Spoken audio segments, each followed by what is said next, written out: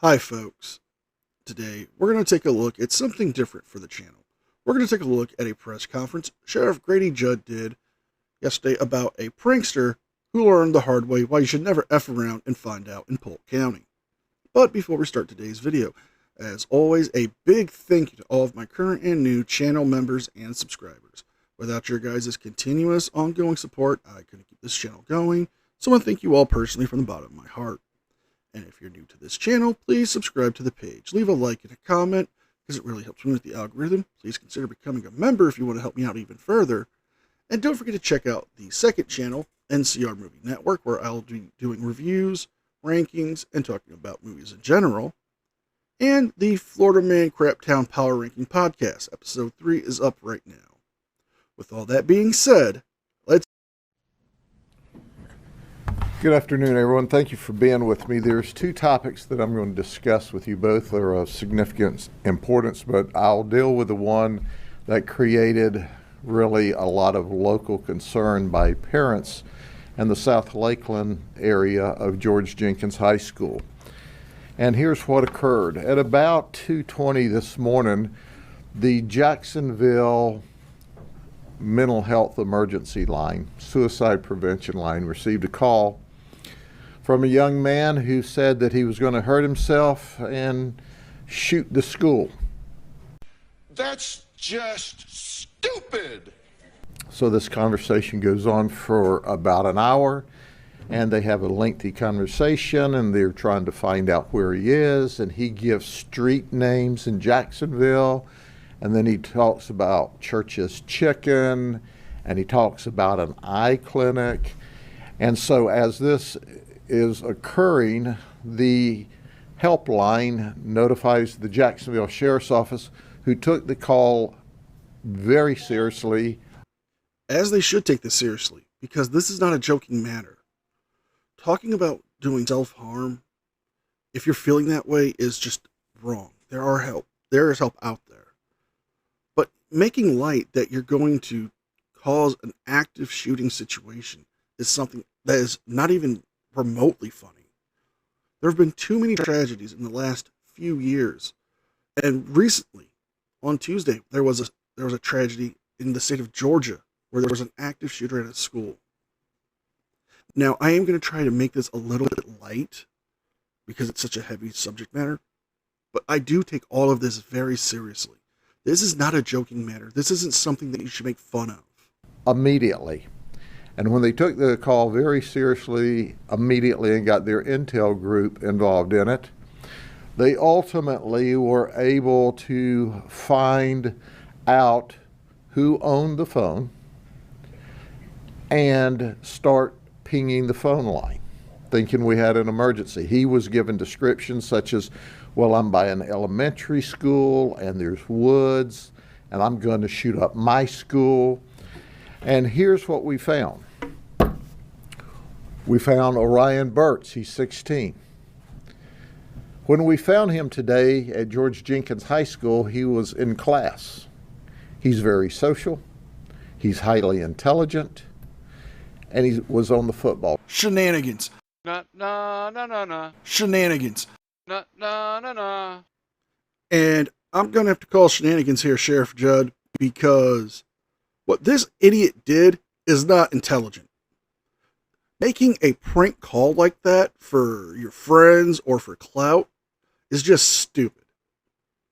There's nothing funny about putting people in jeopardy or in danger and wasting valuable resources that can be used to help actual people in trouble. Because what if this was to happen at another school? What if there was another active situation where police sources need to be sent there? But we saw no evidence of mental health issues at all from our observation or our communication with him. But interestingly enough, what really set everyone into a emergency response was as they were pinging his phone from Jacksonville. Now keep in mind that it's not involved with Polk County at all yet. All of a sudden, why this is pinging randomly in Lakeland, the ping that they received when they dialed us immediately was oh my gosh, this phone has pinged at George Jenkins High School. Oh my God. He described the firearm, a Draco AK-47, that he had that he was going to shoot the school with. Our deputies on campus had an immediate response, as well as support staff, support deputies, and law enforcement throughout the community. We were prepared for an active shooter event. Obviously, it doesn't fall on deaf ears or blind eyes that we had a horrible active shooter yesterday at a school in Georgia. We feared this might be a copycat. When we found him, he's lifting weights in this class. He doesn't know what we're talking about. We asked, can we see your phone? And there is the phone call where he has called this helpline. We interview him. He doesn't have any problems. He doesn't understand. He didn't do anything. No, he knows what he did, and he's aware that he did something wrong. More than likely, he got this idea from one of these YouTube pranksters that's been going around. We've been seeing the antics on this channel of people like Fred Breyer, the Looney, Tua Pre, going around harassing people at stores, acting like they're drunk, acting like they're drinking and driving, acting like they have fake drugs and trying to sell them and give them away to people. These are serious things that are influencing young people and young adults into thinking, hey, I can make fame from this. I can make money from doing this. In reality, it's going to cause nothing but trouble. There have been several incidents lately in the past few years of YouTube pranksters ended up getting hurt or arrested for stupidity like this. Well, our investigation tells us clearly and unequivocally that yes, you made this phone call, and he's been arrested with significant felony and misdemeanor charges. We take this very serious. Words matter. This kid went from a football player to in a lockup. He's no longer a football player because he's going to be, if he gets out of lockup, he's going to be over at another school for folks that create issues. This outrages me because we panicked all these high school folks, kids, and their parents. The great news today is there was not an active shooter. We saw no evidence of a gun. We find no evidence of a gun. We talked to the parents. The parents lawyered him up, but they were cooperative. You know what upsets me about this? What upsets me about this is that he thought this is a childish prank. This is a felonious act to threaten to shoot a school. Again, Grady Judd brings up a valid point. Young people watching these prank videos on YouTube think these ideas are great. Like, what's so funny about acting like you're going to fight somebody and then having your security guard stop them? What's so funny about running up to somebody with knives, making it look like you're going to rob them, and then you end up losing your friend's life? What's so funny about not only putting your safety at risk and your freedom at risk, but terrorizing and scaring innocent children, families, knowing that something like this happens daily? And it's not an isolated incident. Recently, a TikToker went to an airport and made threats of having explosive devices on him and is facing time. All for what? Internet clout? A few likes on YouTube or TikTok? Is your freedom and your life really worth that? And it's got to be that way. We take every one of these threats as if it's an actual event until we determine to the contrary. But why were we able to actively pursue this? figure out who this person was from Jacksonville and arrest him. It's because of forward-facing or public data. Now, I want to share something with you. There was an act in Congress called the Fourth Amendment's Not for Sale, where they wanted us, law enforcement, not to be able to have access to this data. If you were in private business, you could have it. If you were a retailer selling product, you could have it. If you were an individual, you could have it. But law enforcement, not only could we not subscribe to these services to get this public data, but we couldn't use it if someone else gave it to us. They've refiled this bill. Now it's called Reform Intelligence Secure America Act. We wouldn't have been able to find this threat and potentially neutralize it. Had this been for real, we would have been able to have been there before the shooting occurred because of technology that the government's trying to take away from law enforcement, allow everybody else to use it, but not law enforcement.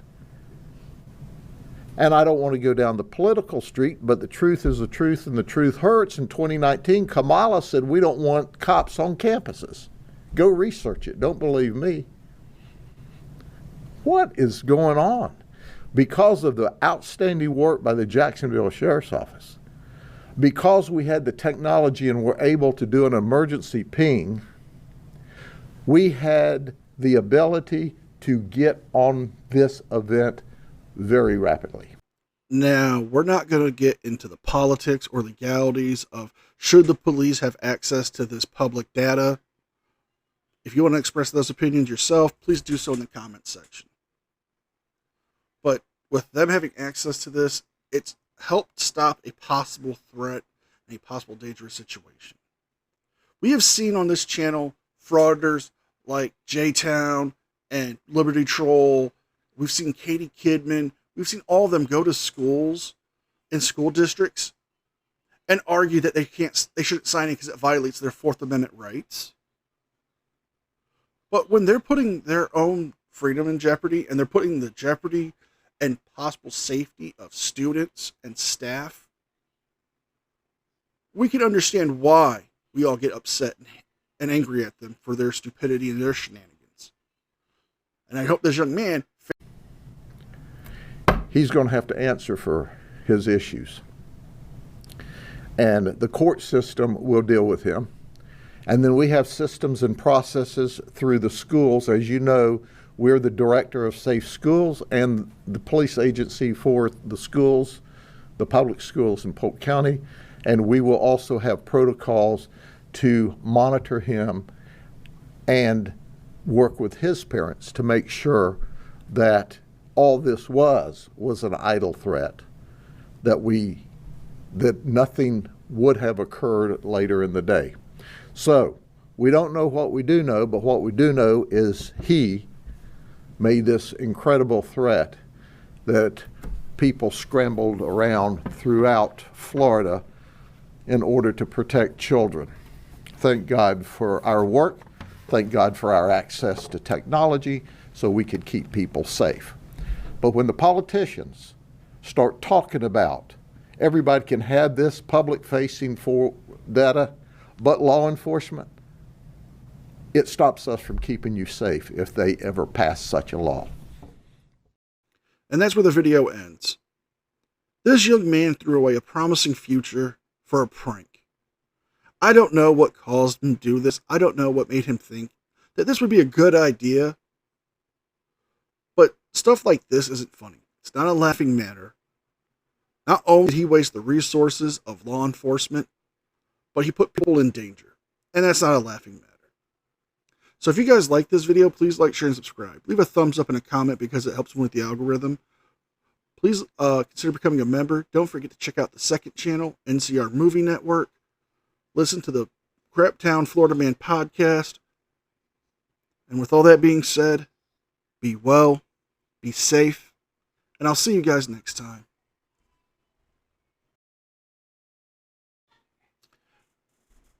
And a special thank to all members of the news team. Without your guys' ongoing support, I couldn't keep this channel going. So I want to thank you all personally from the